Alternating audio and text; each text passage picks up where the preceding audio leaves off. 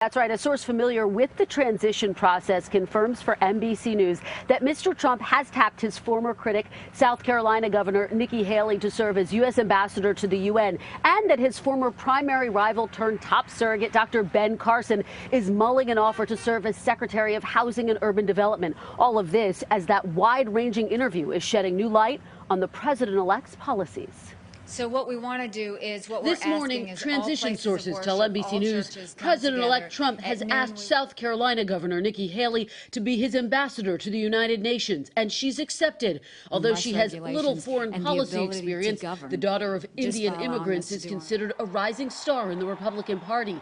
Haley would be the first woman appointed to Trump's cabinet. Trump touching down in Florida Tuesday night after a day of stoking questions about whether he's moderating some of his key campaign positions, most notably his vow to take action against Hillary Clinton over her emails. If I win, I am going to instruct my Attorney General to get a special prosecutor to look into your situation.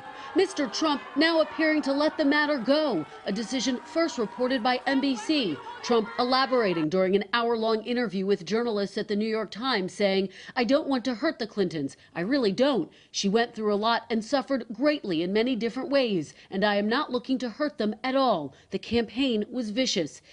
It's a stunning reversal from candidate Trump. Lock her up is right. The blowback swift. Conservative news outlet Breitbart, which openly supported Trump as a candidate, lashing out, calling the move a broken promise. Still, Mr. Trump indicating he may be walking back other core promises.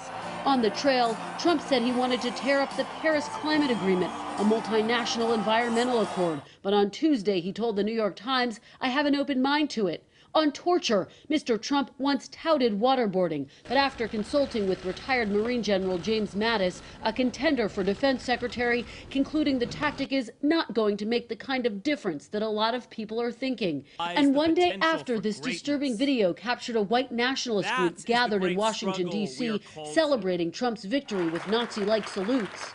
Hail Trump! Hail our people! Hail victory! The president-elect denouncing hate groups in his strongest terms yet, telling the Times, "It's not a group I want to energize, and if they are energized, I want to look into it and find out why."